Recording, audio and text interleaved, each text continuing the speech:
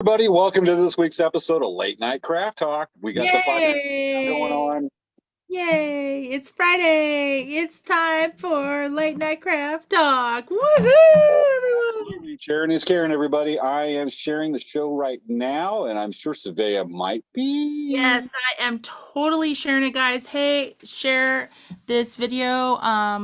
I know we had some Facebook outages. I'm hoping Facebook is taken care of. If it's not, make sure you share our YouTube pages with your friends. You can do it old style. You click the share button and you text it to all your friends. Gotcha. I had just had a gigantic jumping spider land on my keyboard. Oh my gosh, that means you can't share. You guys need to share James's portion. I'm having fun trying to get this little sucker to jump on my hand. He's an active little dude. Oh my gosh. Oh, he jumped on me. He's a cool little guy. Oh my Jumping gosh. spiders are awesome. You know what? They're cute except for when you're driving and the jump on your face. That's pretty dang scary. That happened to you when you were driving back from Disneyland last week, right?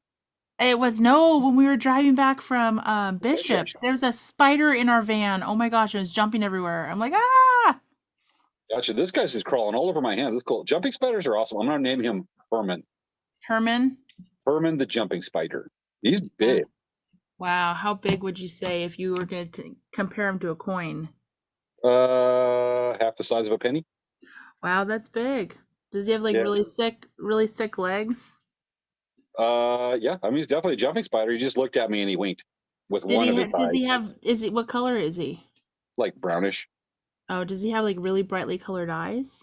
He's wearing glasses. It's hard to tell. He's wearing sunglasses. Oh, because I saw a jumping spider jump on me at Disneyland like a couple years ago. It was super black and it had these really huge teal colored fangs.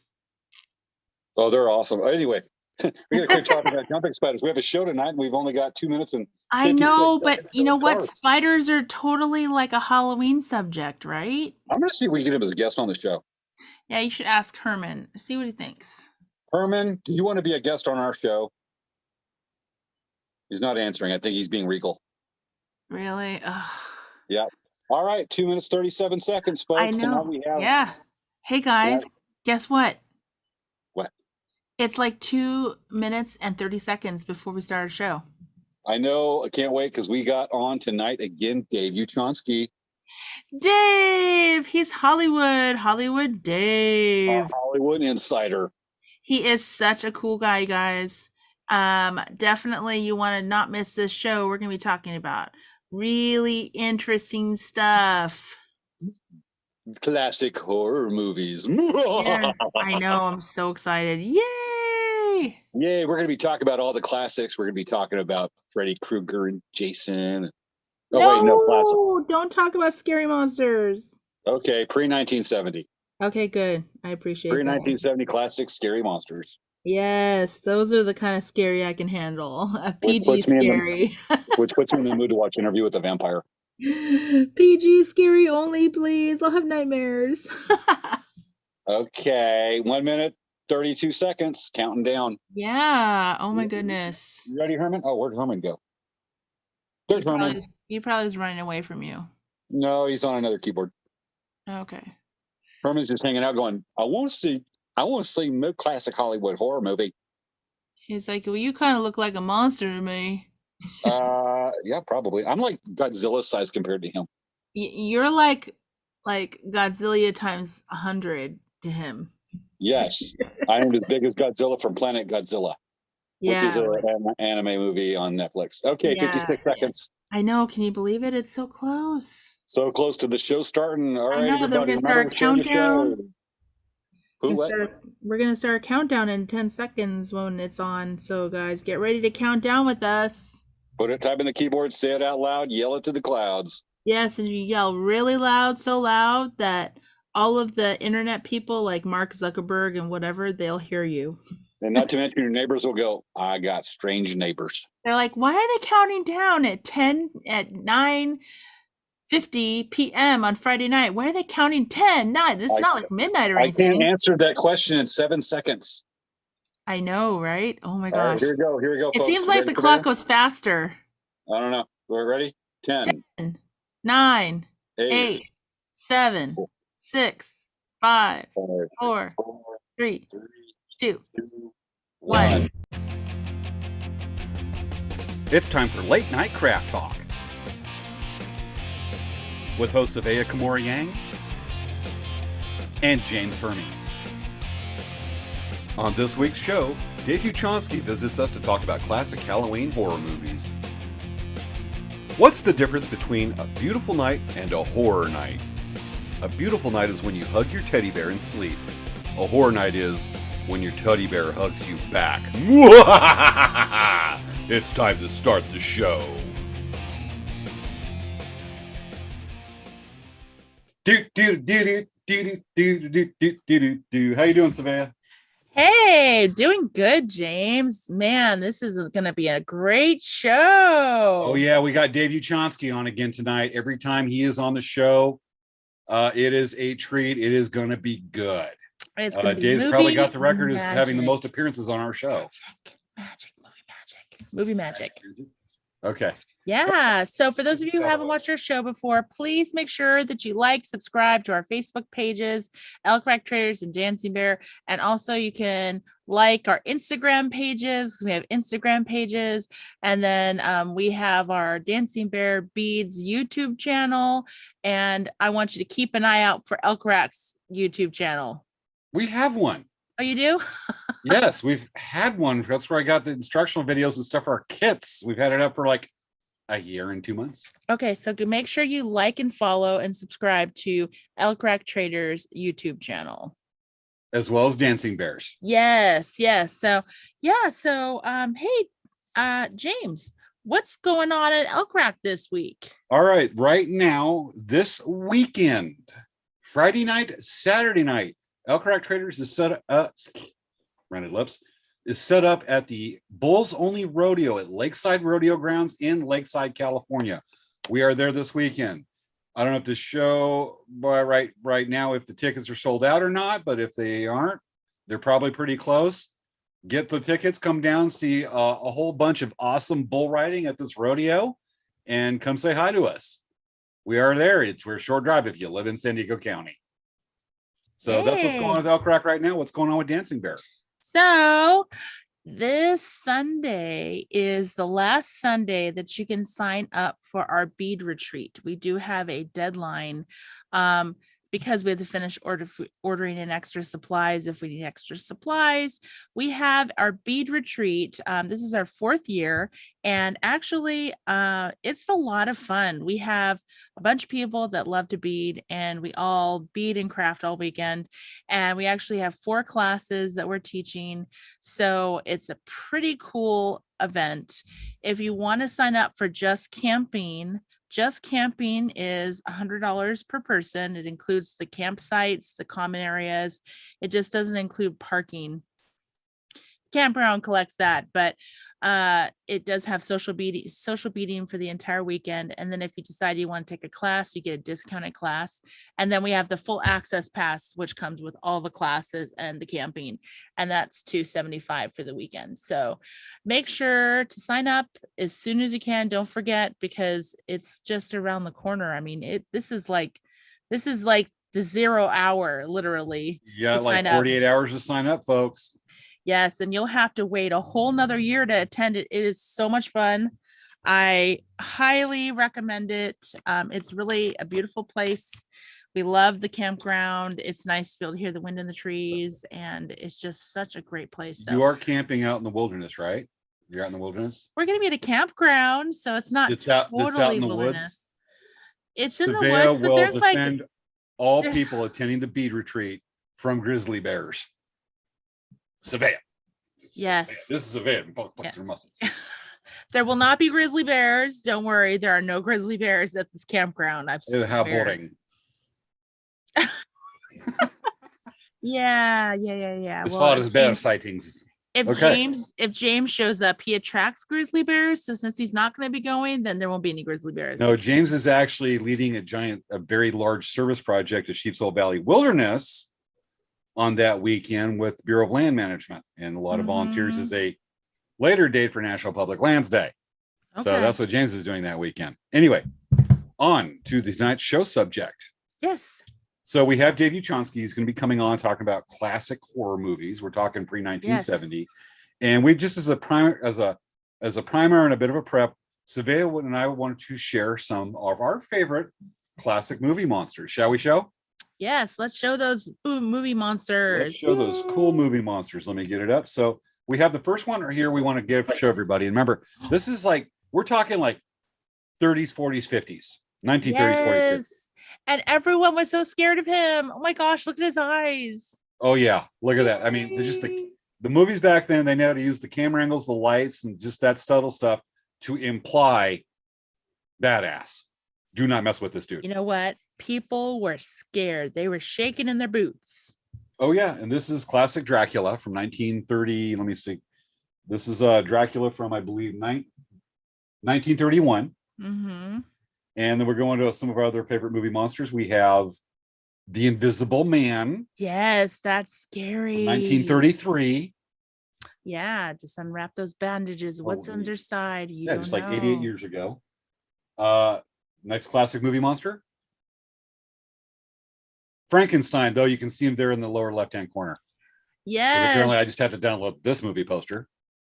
Yes, that's really awesome. Yeah, matter of fact, there's an Abbott and Costello meet the Invisible Man. Abbott and Costello meet Dracula. Yeah, so Lon Chaney, it says here, Lon Chaney's the Wolfman, Bela Lugosi is Dracula, and Glenn Strange Stance? I can't read it. Strands was the monster. I think that monster was probably, I don't even know, what is that? So you get the probably Frankenstein. Probably Frankenstein, the monster, because remember, Frankenstein is the scientist's name. Yes. Frankenstein's monster is the creation, the big green thing. So you got three classics right there. You're right. Okay. So next one is underrated. People don't think of this. Phantom of the Opera. This is Phantom of the Opera from 1948. Yes, I remember watching this one, and because I read Phantom of the Opera when I was in high school, and I wanted to know I wanted to see a movie about it. Yeah, I like the remake with Robert Englund that came out in the early 90s. But it's not true to the Phantom of the Opera, but still, I mean, it's Robert Englund, it's the guy that played Freddy Krueger. All right, ready for the next one? And here we have the classic Werewolf in London from 1935. He was, oh my gosh, can you imagine running into that guy in the street at night? Oh my gosh, how scary. Just look at that face. Look at that face. Oh my goodness, so scary. I would be like crying.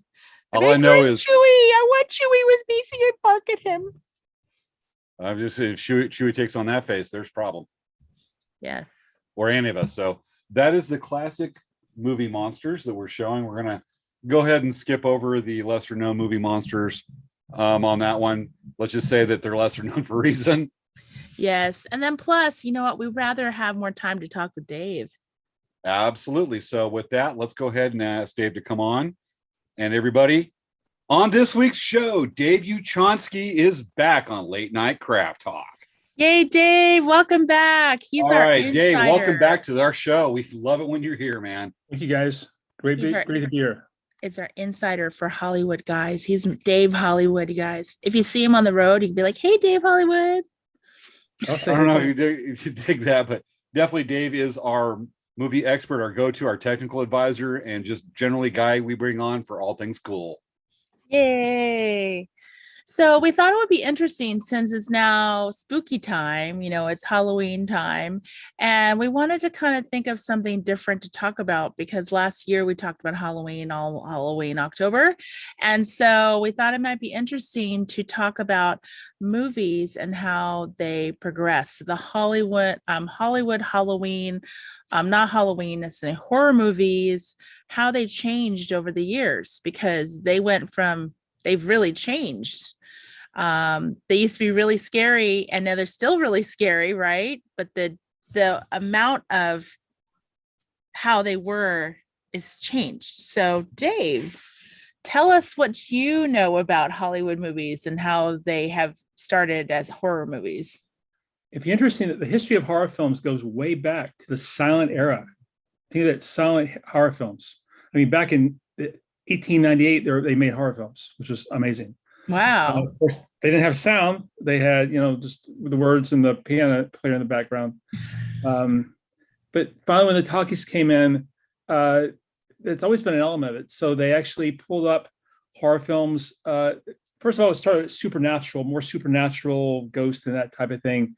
But then they turned to the classics like Dr. Jekyll, Mr. Hyde, which has been remade like several times. Yes. The Mummy, Dracula, Frankenstein, and there was a whole era of all the films that were made in that era. But it's more of the classic, the monster, and we've always seen them, and we've probably seen variations.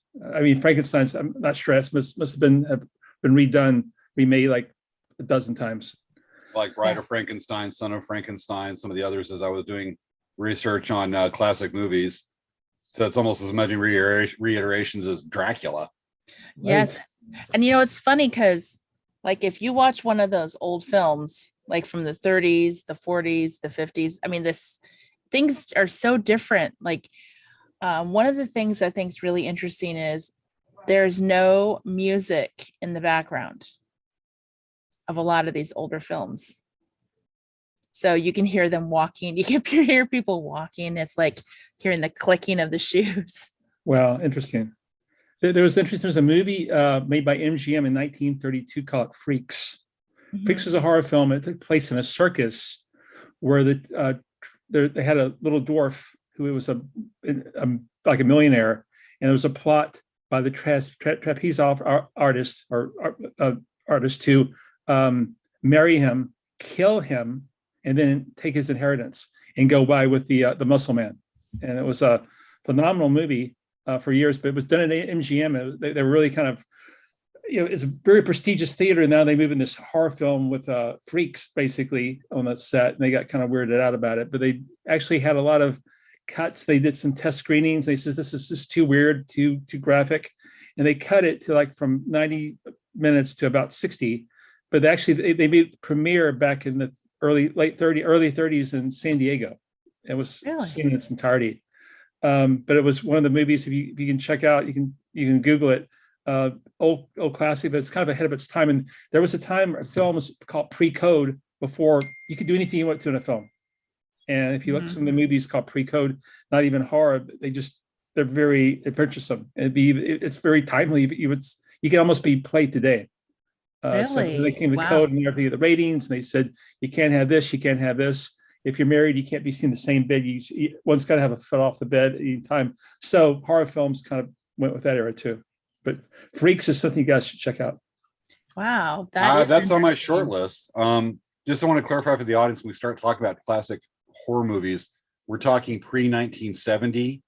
So pre-introduction to this 80s slasher films and blood. We're talking about the movies where they actually have to do storytelling through acting, through lights, through camera angles, and a lot of things, before I think 1970, they weren't allowed to put on the film, which kind of goes with what we're talking about is the rating system. They couldn't show the gore fest.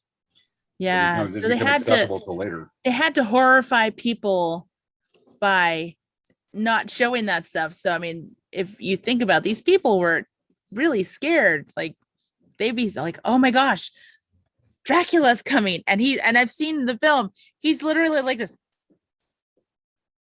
Oh, it's just a look. Yeah, just the look. I mean, who is the classic Dracula actor that did a lot of the movies there in the 30s and 40s? Lon Chaney. Bob Chaney? Lon Chaney. Lon Chaney. Okay. I mean, this is a guy, I was looking at some of the pictures of him earlier, and they just have just a still, you just have the light coming down right on his face and just lighting this much of it. And just the cold look on his face. You're like, I don't want to mess with you. Yes. And he's so serious. He's like, either. And just the way they allude to the danger you face. Yes.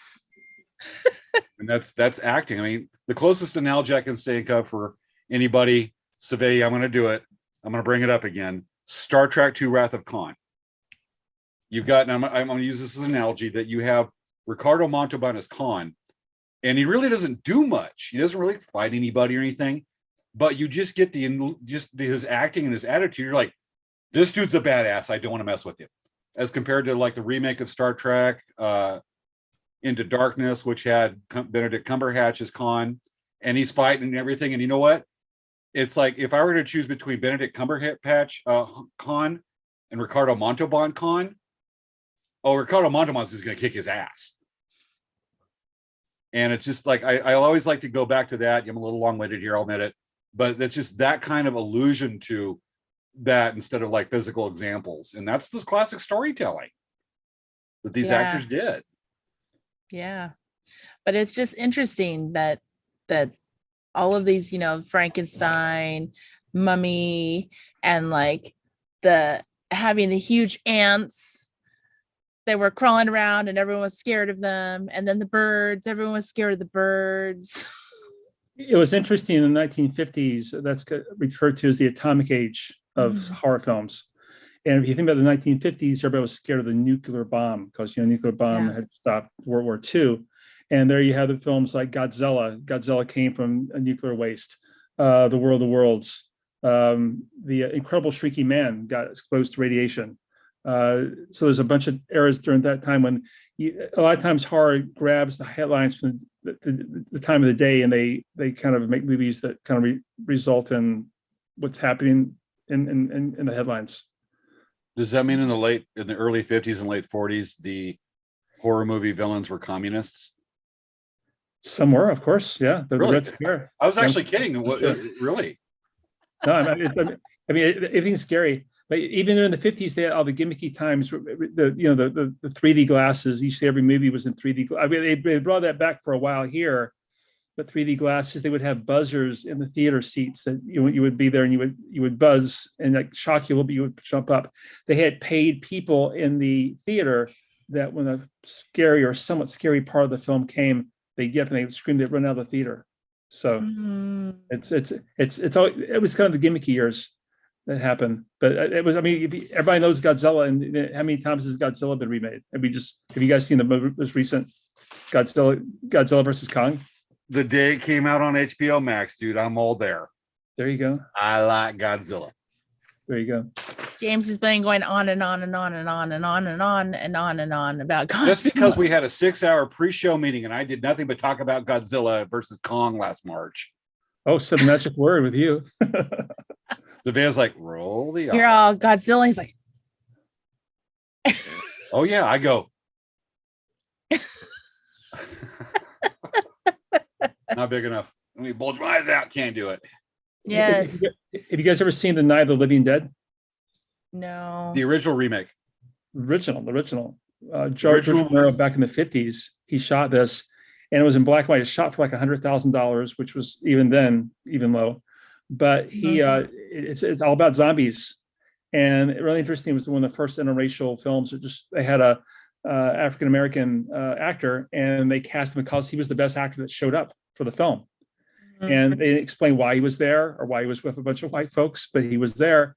And this was in the 50s late 50s when things were kind of a little bit or early 60s when things were a little bit not as they are now. And it was interesting, and it ran out to be a phenomenal film. And a lot of, again, once people have a film success making a film, there's a lot of copycats going, okay, we're going to make the same thing and just keep redoing it over and over again. Mm-hmm. Absolutely. I didn't know that. That's cool. Yeah. Yeah, we were talking earlier about Alfred Hitchcock. Hitchcock, yeah. I mean, probably he's always had the thrillers. I mean, it's a Hitchcock thriller, but you would have to think Psycho would have to be a horror film. And the interesting fact that back in the day of when Psycho came out, before that, there were no showtimes for movies.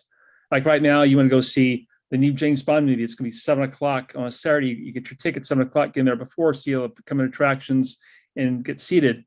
Back in the 50s, it wasn't that way. Movies would show in a loop. They would have the newsreel, they would have the come in attractions, and they would show the film, but it would start like at 10:00 in the morning, and it wouldn't be any set time. So you may come in halfway through the movie and start watching the movie, and then get to see it. Then you would kind of watch the end of it, then start watching the beginning of it again until it reached the point where you came in, then you would leave. So I know y'all have seen Psycho, right? Yes. Okay. So Psycho, you got to see it from the beginning and see the ending. If you can't come in the middle and see it. Yeah. So Alfred Hitchcock said any theater that shows his film has got to have, no one's admitted after it starts. So he started showtimes. basically it's going to be shown at 4 o'clock, 7 o'clock. And that stuck once and then back then there was not multiplexes. There was usually one screen, one theater. So it was kind of easier to do that. So Hitchcock with Psycho started showtimes. That is so interesting because I never knew that actually. I mean, I thought myself as being pretty, buff on like movies, and I did not know that they would do it on an endless reel. I did not know that. I love the fact that Hitchcock is so advanced that he had to train the audience in a way right there. I don't know if he meant to, but that was the end result. To train the audience to come in to watch the movie starting at the beginning through the end. I mean, was this common for a lot of people, just come in the middle of the movie just whenever and just watch? That's what people do. I mean, you would watch, and then you would see you come in the middle and say, okay, I'm in the middle, and then you would wait till the movie started, and then you would watch the newsreels and see the movie start. And when it came to the point where you walked in, it's okay, I've seen the movie. So it was very common. It was very common. Showtimes. The dude forced the audience to do this, to watch the movie, to watch it, so that they're better prepared for the storytelling, to be told it by the directors. Exactly. Hitchcock totally did a whole bunch of people a favor there. There's a phenomenal movie about the making of Psycho, because Hitchcock put a lot of his own money into it. I mean, literally, he put everything he had into it to make the film. And I think Paramount was the studio. They didn't believe in it. They says, nobody's going to watch it. Number one, Janet Leigh, who is the star of the film, she dies in the first. This is not a spoiler alert, because if you don't know this, but she dies in the first part of the movie. My mom remembers seeing the movie, and she's, oh my God, she's got to come back. She can't die. She's a star. And so he slayed a lot of elephants there when he decided to redo Psycho.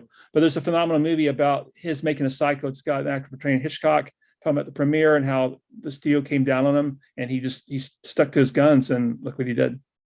Yeah. And, a lot of people don't know the interesting and the genius of Hitchcock is that he actually would storyboard his whole movie before he would even film it. And so then, for one thing, he would have a lot less waste of film, because he actually was prepared, like he prepared the whole thing in advance. But not only that, he was able to see his whole, like, to just envision his whole movie by having everything laid out, which is really cool. And actually, a lot of the animation studios actually storyboard their whole movies as well. Because again, it's, you don't want to have people animate areas that are not going to be used. That's not good, right?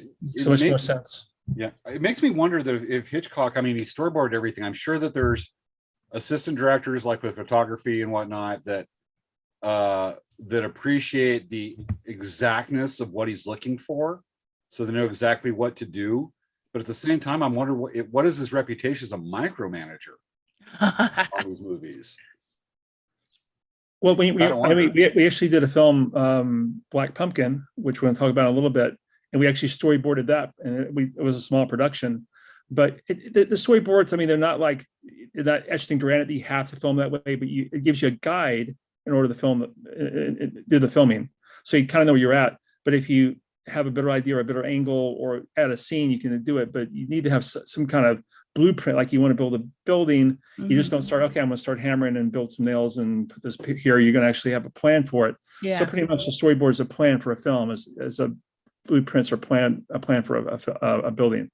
So it gives you a guide, but I mean, you can go off the storyboard. You can add things. Well, one thing, so my mom and I, this is totally off topic. My mom and I watched The Greatest Showman, and again, I've watched it like umpteenth times, right? And the one thing about that film is they actually used a concept artist that created storyboards for the film. So it really created this kind of like look. And so, like, going back to Hitchcock, so with him storyboarding that, and probably with Black Pumpkin as well, is you can really kind of see this look of how your film is coming together. I'm sorry, am I repeating myself? No, the point's made. I mean, you've got some directors out there, like, say, Kurt Sutter, the guy that directed Sons of Anarchy, and he's doing Mayans. He is known for being such a control freak that you cannot improvise any lines. You got to do it exactly what the script says. and he likes to storyboard everything, every camera angle, every shot, everything. Just he wants it a certain way, and I wondered, like Hitchcock was that way, but there's a certain contextual freedom for the actors. That's one thing I saw in an interview with one of the actors from that shows, that they said that there wasn't a lot that they could improvise or character development that Kurt Sutter wasn't going to dictate or argue with them about. And I wonder if some of these actors are that, directors are that controlling. You can only maybe imply from our conversation or assume that Hitchcock was. And I know that like the storyboarding, the blueprint, like Dave's talking about for Black Pumpkin. And then you've got, let's go the other end, Ed Wood. They got an idea what they're going to do. Let's just go from there and film a movie. Exactly. Yeah. I hope I made my point there. Anyway, it's interesting. I mean, some of the directors, I mean, you got to be, word perfect. If you get one, the writers write it a certain way and it's their way to do it. But if you're one sentence off, they don't like that, or one syllable off, they don't like that. So, but others, and you get a lot of great films. A lot of film moments have been in improv moments. I mean, like you put a actor like Robin Williams. Yes. You let him go a little bit, maybe Jim Carrey let him go a little bit, and you'll get some more interesting work. And a lot of times, I've done a couple of films, and what you do is you film it as they want it, and then okay, let's do it again and play with it a little bit. And then sometimes the director says, I like that, and they put that in the film. So it gives you more freedom.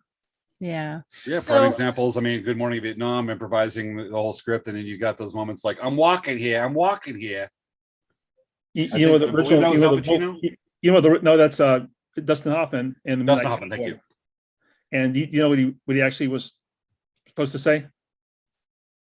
We're filming here, because they were doing the kind of guerrilla style in New York, and he instead of saying filming, he says walking. So they were doing in the middle of a New York sidewalk or cross street, and that was a real thing. That was a real thing. He's actually doing it in character and doing that, and it sure made the film. I mean, you got other parts like, say, first Guardians of the Galaxy movies. I'm forgetting the actor's name. Forgive me on this one, but he hands over the orb that has the Mind's Power Stone in it and drops it, picks it back up. That was a screw up that made the movie. Makes you wonder how much, like, Hitchcock on some of those classic scenes that were pre-planned or just kind of worked out really awesome. Well, there had to be some. I mean, he had an idea, but he was also a good enough director that he would let something play too. It doesn't hurt. Yeah. I'm not sure that ending of Psycho, where the fly is on Anthony Perkins' hand, there was something about that. It was planned, but it was he have Anthony Perkins. You got to give the actor some freedom. He's just not a stooge doing a role, but he has a little bit of himself comes out. So. That was an unplanned moment, wasn't it? I remember vaguely reading something about that. Mm-hmm. Just the fly there worked out. The fly on his hand, because the idea is if he wanted to hurt the fly, certainly he wanted to kill anybody. So he thought they were going to let him out. But then it's interesting that they actually, after in the 70s, after Hitchcock was gone and everything, or 80s, they actually made Psycho 2 and Psycho 3 sequels to Psycho and brought Norman Bates back. Were they better than the sequels of like 7, 8, and 9 to Police Academy? Yes. But you had Anthony Hopkins, and it was kind of Norman Bates, and they still had I don't know if you guys been on the Universal tour, but they still got the Psycho house. It's pretty cool. Well, they've got to keep the Psycho house. They can never get rid of the Psycho house. So. Any CEO from Universal that tries to get rid of the Psycho house, they deserve lightning and thunder. I agree. On their head. Okay. So what were the moments do you think that started to move the films towards the current genre of slasher? Interesting. You're gonna have to look at the time element, because you have the classics where we talked about the atomic age, and then you had a time in the 60s and 60s when it just kind of stayed. But remember, there was still a lot of control. People were very respectful of what happened in the theater. Then there was a little movie called The Texas Chainsaw Massacre came up. They filmed it they almost ran out of money. It was interesting towards how even it was financed. But if you're not aware of it, it's about these friends are in a cabin, and they suddenly get picked off one by one, and they're in Texas, and this guy with a chainsaw just obliterates them. But it was almost shot as a documentary style film. but it was so successful, went so well, it created the slasher film era. It was probably the granddaddy of the slasher film, and that started a whole bunch of films from that era, from the slashers. And then as it kept on, time kept on going on, you had a couple of it. You had movies like The Exorcist, The Shining, The Omen. The Omen had like two sequels too. But you had more thriller films, but then you had the more slasher films, which was kind of interesting. Mm-hmm. Yeah. You're just making me go. Oh, I mean, Omen and Exorcist so stand the test of time. Even now, They really those are do. freaky. They really do. Super duper scary. I mean, seriously. And then the top of my list of any horror movie is always going to be The Shining. The Shining. I mean, here's Johnny. Everybody, I can still see the film. It's crazy. It's so good. Yeah, I mean, The Shining is just perfection in my book. You say that, I've got to geek out. Shining. Yeah. So with the slasher films that went that way, that gave rise to Friday the 13th, Halloween, Nightmare on Elm Street. Right. And you have endless sequels. I mean, Jason or Freddy never going to die. They're going to be back. And so it's just, but why kill off a character if you can make another movie, make another, $60 million on it. So these are franchise. They've kind of cheapened the films to a certain degree, but they are there, and everybody, wants to see the films, and it's going to probably be lasting forever, and they can make remakes forever, which, all films do. If you look at the superheroes, how many times have they remade a Spider-Man or Superman? It's going to know Spider-Man. Seriously, they have redone Spider-Man so many times. Well, let's just get started. Let's just look at Batman right now. Well, Batman, at least it's kind of like a continuous thing, but it just feels like Spider-Man has been restarted so many times. Yeah, but with Batman after Nolan films, they're bringing back Batman more. It's just no. Give Batman a break after Nolan. Nolan's peaked it, man. Interesting. The only horror film can be described as a horror film that ever won an Academy Award was Silence of the Lambs. Mm-hmm. Not only did it win, Best Picture, it won Best Actor and Best Actress. So it was pretty phenomenal. I was hoping we touching on Silence of the Lambs really soon on this one, because that set up a whole other phase, or in a way, not copycats but mimics in that style of the more cerebral thinking, intellectual thriller. I think it might be. Is that the term? That's a good term. Sure. Yeah. Where you started coming out with movies like Bone Collector is one I can think of that has Brad Pitt, a much younger Brad Pitt, and not Samuel Jackson. Oh God, come on. He was on Shawshank Redemption. Morgan Freeman. Morgan Freeman and Brad Pitt. Are you talking about Seven? Huh? You're talking about Seven, are you? Sevens. Thank you. Right. Sevens and some others that were very more it takes thinking. It's like watching Interstellar. You have to think on some of these, because the Silence of the Lambs brought out one of those more cerebral thrillers on that one that weren't so much slasher like Friday the 13th. Exactly. Yeah. Look at the lifetime of Hannibal Lecter. I mean, they made sequels. They made a sequel to Hannibal Lecter that Anthony Hopkins reprised his role. Then they made the TV series. A good story continuously goes, but I prefer the films that have a story to them, make you think a little bit, like The Shining or The Exorcist or Carrie. Carrie's a good example how that could happen. Yeah. Yes. Hannibal and Red Dragon were the prequel and sequel. Not necessarily that order. Right. I didn't know there was a TV show. And Misery, Kathy Bates won the Oscar for. Oh my God, Misery! Yes. Oh my God, that was an insane. I didn't really watch. I honestly don't really. Horror movies are not my favorites, right? But I did see Misery, and when Kathy Bates won, I was like, she earned that. I mean, she scared the bejesus out of everyone from that role. Oh, after I watched that movie, I didn't want to read a book for 10 years. Yeah. Or go to bed with my feet next to go to my feet with a bed next to the end of the bed, and then thinking somebody's going to come in and tie them there with a hammer and sledgehammer. Hobble you. Bubble. Yes, yes. So on that note, I think that we should wrap it up. Oh no! How long we been going? At least 30 minutes. Oh God, we just getting warmed up And on we this. didn't even Dave, you do this to I every mean, we time. just kind of talked about a little bit of stuff. The show just goes so quick. It does. I mean, we could do a 3-hour. We could do a whole month's worth of show on just this interview and cut it up. But Yeah. Dave, you are always awesome to get on, and these conversations We are way love too short. Dave. We love Dave. He's one of Love our you guys favorite too. guests. Pretty nice. Yeah.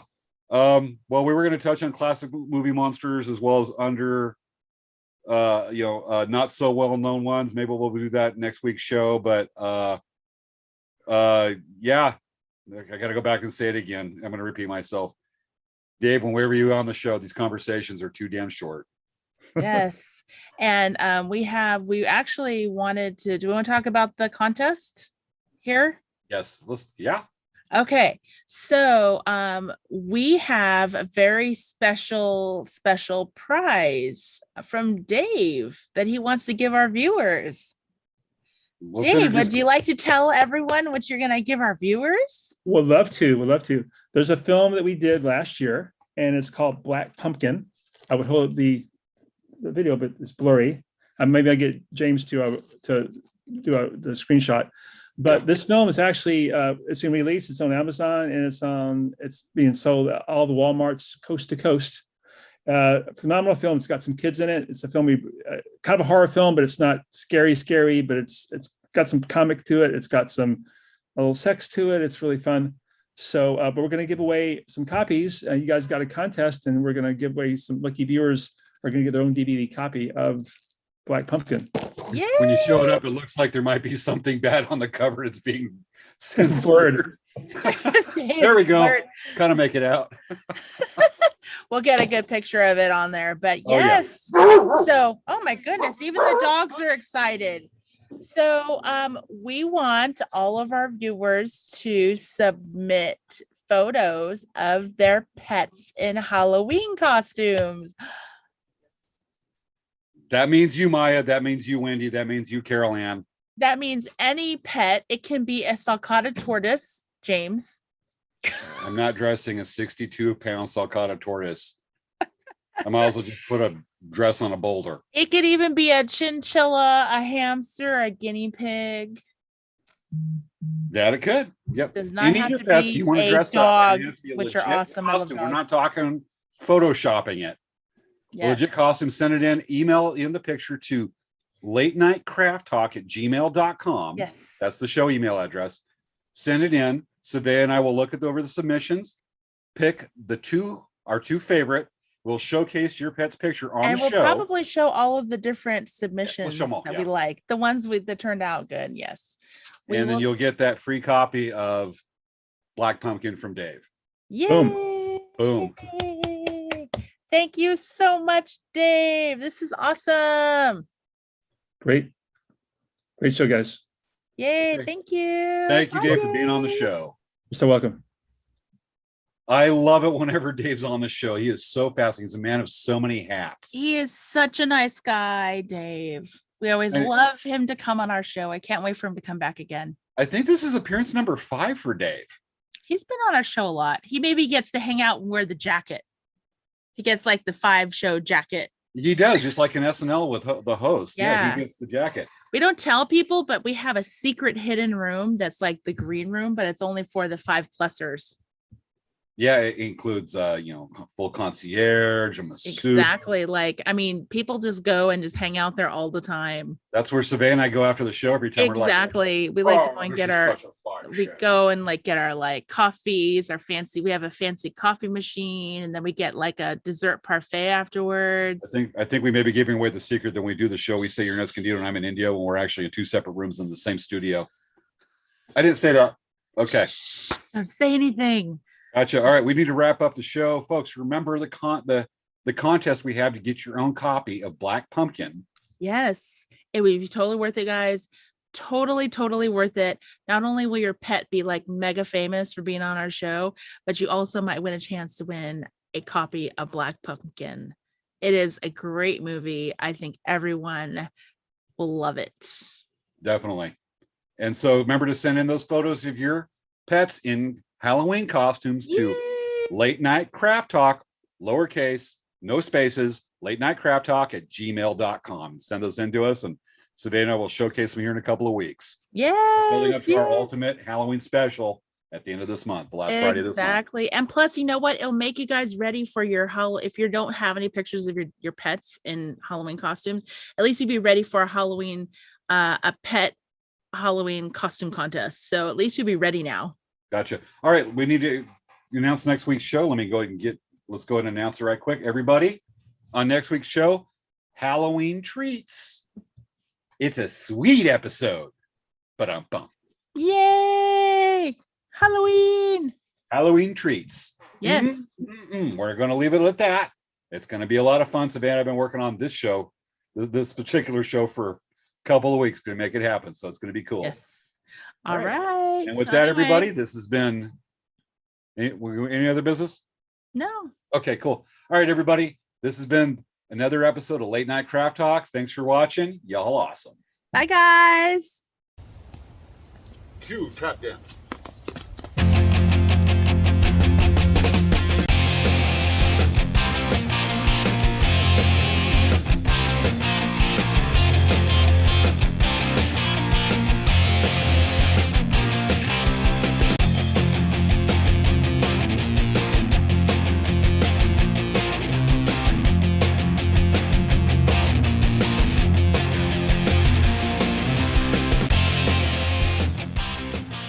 Aw, ain't he cute?